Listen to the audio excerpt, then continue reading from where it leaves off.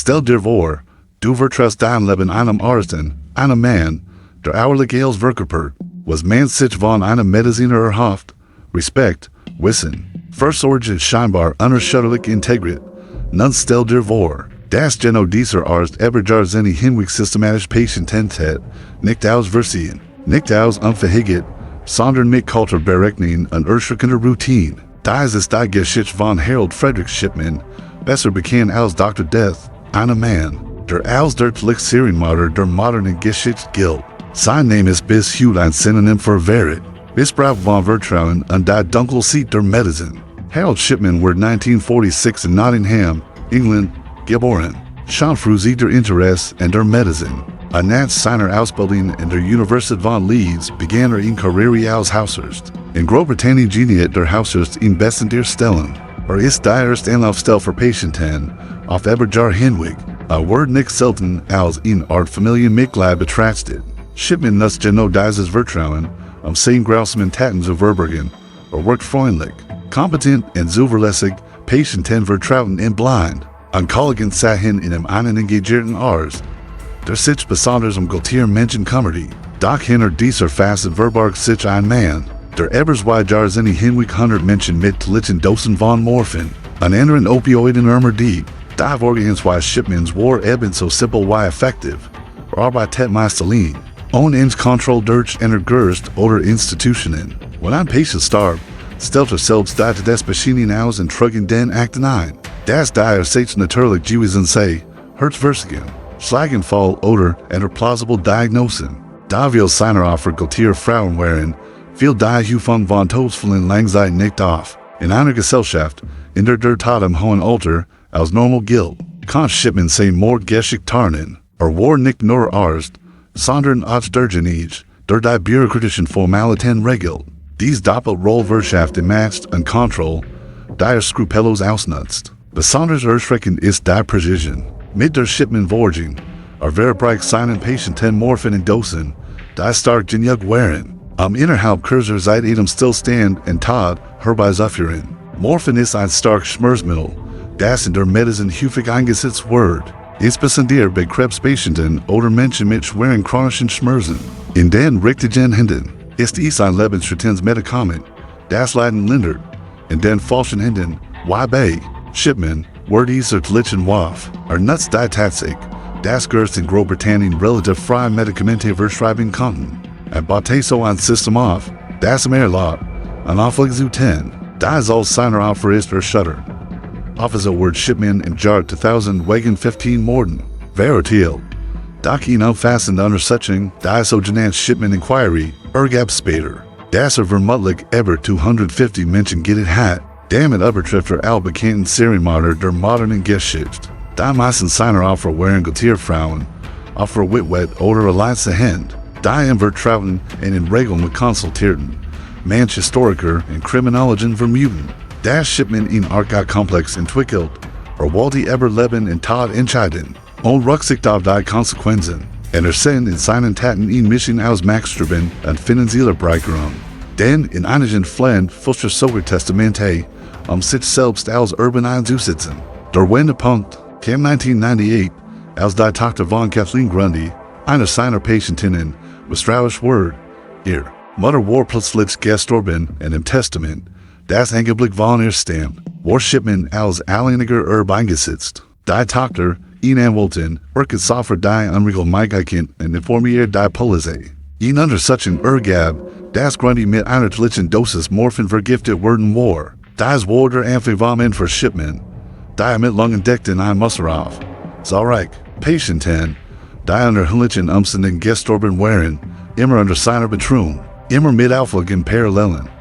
Die Beweise waren erkannt. Im Januar 2000 wurde Shipman schließlich wegen 15 Morden und Fälschung von Dokumenten zu lebenslanger Haft verurteilt.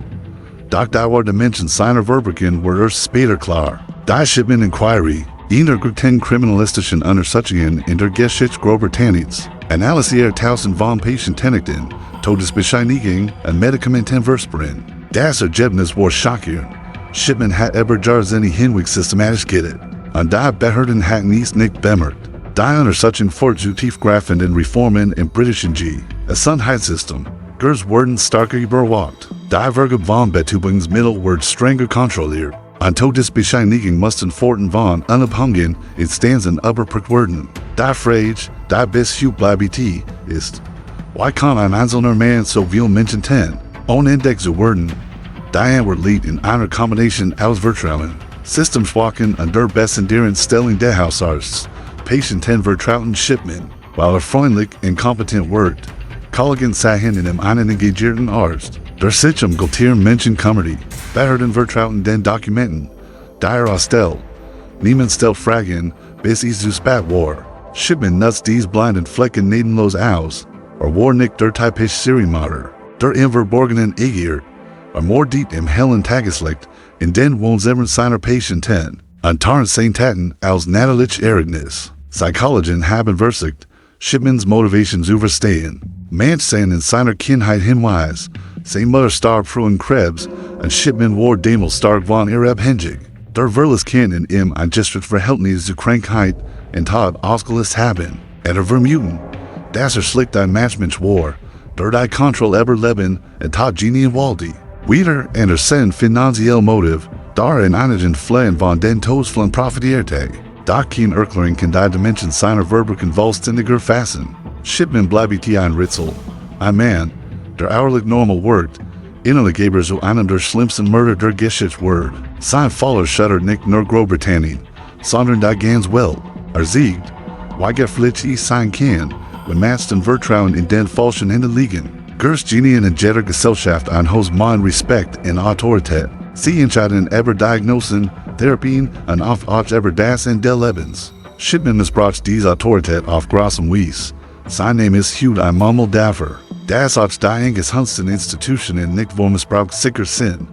Der Dr. Death, sie ist nicht nur Hundertleben, sondern auch das Vertrauen einer ganzen Nation in die Medizin. Nachdem die Shipman-Inquiry die erschütternden Dimension seiner Verbrechen offengelegt hat, begann eine Phase intensiver gesellschaftlicher und politischer Reflexion. Es ging nicht mehr nur darum, einen Serienmörder zu verurteilen, sondern darum, die Strukturen zu verstehen, die es ermöglicht hatten, über Jahrzehnte hinweg unentdeckt zu bleiben. Das Weiterleben dieser Geschichte ist da nicht nur die Chronik eines Manns, sondern auch die Analysesystems, das versagt und die Lehren, die daraus gezogen wurden. Ein zentraler Punkt, war die Rolle der Verschreibungspraxis von Betubungsmittel. Shipman nutzt die Tatsache, dass Gerst in Großbritannien relativ frei morphen und einer stark Schmerzmittel verschreiben konnten. Es gab keine zentrale Datenbank, keine systematische Kontrolle darüber, wie viel Rezept ein Arzt ausstellt oder welche Mengen verschrieb. Erst durch die Untersuchung wurde deutlich, dass Shipman in auffälliger Häufigkeit Morphen verschrieb, weit mehr als sein Kollegen. Diese Erkenntnis führt zu einer grundlegenden Reform. Die Einführung elektronischer Systems zur Überwachung von Medikamenten verspüren. Die es ermöglichen, unzuverlässig Muster sofort zu erkennen. Heute gilt dies Maßnahme als eine der wichtigsten Konsequenzen aus dem Fall Shipman. Doch die Dimension seiner Taten ging über die medizinische Praxis hinaus. Sie berührte auch das Vertrauen in Institutionen. In Großbritannien geniet der Haus traditional besten der Stellung. Ist nicht nur medizinischer Ansprechpartner, sondern auch ein Artvertrauter. Gemen, der Familien über Generationen hinweg begleitet. Shipman missbraucht dieses Vertrauen.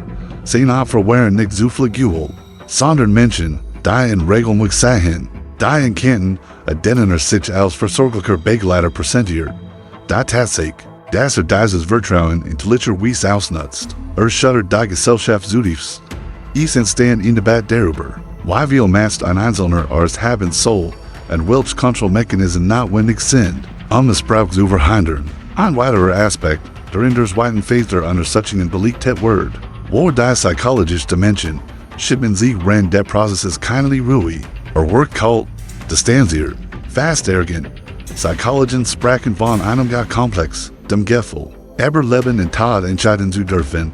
Manche Experten sahen in seinem Verhalten eine Form von narzisstischer Persönlichkeitsstörung, verbunden mit einem tiefen Bedürfnis nach Kontrolle. Betonten, dass sein Kindheitsfahren, insbesondere früh Tod seiner Mutter, möglicherweise eine Rolle spielten.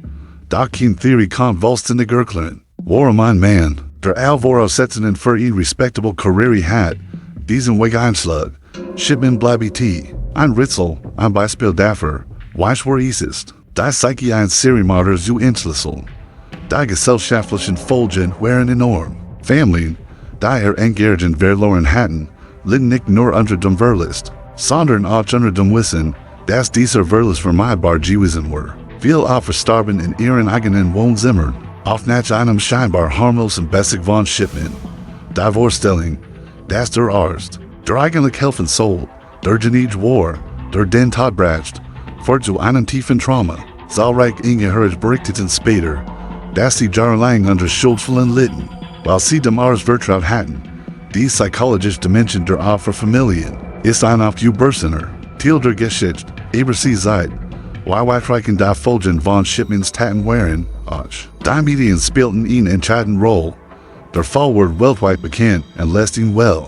Von Dokumentation, Büchern und Reportagen aus. Shipman wird zum Symbol für den Wolf im Schachspels, den Mann, der hinter einer meist der Fürsorge ein Monster verbarg.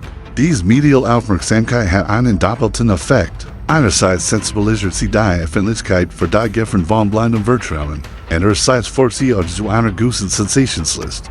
Manch Kritiker warfen den Medien vor, den Fall so stark zu dramatisieren und dabei die Opfer zu instrumentalisieren. Doch unbestreitbar ist, dass die Berichterstattung dazu beiträgt, den Druck auf die Politik zu erhöhen, Reformen einzuleiten. Ein besonders innovativer Aspekt der Nachuntersuchung war die für ein neuer Kontrollmechanismus für Todesbescheinigung. Für Shipman war istlich, dass ein Arzt allein den Tod eines Patienten besiegt. Nach dem Skandal wird ein System eingeführt, bei dem Todesbescheinigung von mehreren Instanzen überprüft werden müssen. Dies Manum soll verhindern, dass ein einzelner Arzt unkontrolliert Todesfall als natürlich deklarieren kann. Dies ist ein Beispiel dafür, wie ein einzelner Fall so weitreichende strukturellen Veränderungen führen kann. Interessant ist, auch die internationale Dimension, der Fall Shipman wird in vielen Ländern aufmerksam verfolgt. Und zahlreiche Staaten sagen ihre eigenen Konsequenzen. In Deutschland und etwa wird die Diskussion über die Kontrolle von Betäubungsmitteln neu in Fakt. In den USA führt der Fall zu einer Debatte über die Rolle von Hausarsten und die Notwendigkeit unabhängiger Kontrollinstanzen. Shipman wird so zu einem globalen Lehrstück darüber, wie gefährlich es sein kann, wenn Vertrauen in Macht in den falschen Händen liegen. Ein weiterer Punkt, der oft übersehen wird, ist die Frage nach den Motiven. Wenn wir seiner Taten keinen offensichtlichen finanziellen Nutzen hatten, gab es doch voll, in denen Shipman direkt profitierte, etwa durch Gefälschte Testamente. Dies wirft die Frage auf, ob sein Mord in Mission aus Machtstreben und Habgier waren. Manche Experten vermuten, dass sonst aus einem Gefäll der Kontrolle heraus tät und später begann, auch finanziell zu profitieren. Diese Entwicklung zeigt, wie komplex die Psyche eines Serienmörders sein kann und wie schwer es ist, eindeutige Motive zu identifizieren. Shipmans Tod am Jahr 2000 verfolgt der Geschichte in weiter Dimension hinzu. Hängt sich in seiner Zelle, nur einen Tag vor seinem 58, Gebert Stag, man sah in deren einen letzten Akt der Kontrolle, entschied selbst über sein Ende. So wie über das in seiner Opfer entschieden hat, und interpretierten es als Flucht vor der Verantwortung, als Weigerung, sich mit den Konsequenzen seiner Taten auseinanderzusetzen. Sein Tod hinderlich viele viele Fragen und verhindert, dass man jemals ihn als eine Durchführung für sein Verbrechen erhalten wird. Die Lehren aus dem Fall Shipman sind bis heute relevant. Sie betreffen nicht nur die Medizin, sondern auch das Verhältnis zwischen Individuum und Institution. Vertrauen ist in der wichtigsten Grundlage jeder Gesellschaft. Ohne Vertrauen in Gerst, Lehrer, Richter oder andere Autoritäten funktioniert das Sozialgefüge nicht. Shipman siegt, wie dieses Vertrauen missbraucht werden kann, und zwingt die Gesellschaft, neue Wege zu finden, Missbrauch zu verhindern. Sein Geschichte ist daher nicht nur die eines Serienmörders, sondern auch ein Spiegel für die Schwächen und Herausforderungen moderner Gesellschaften.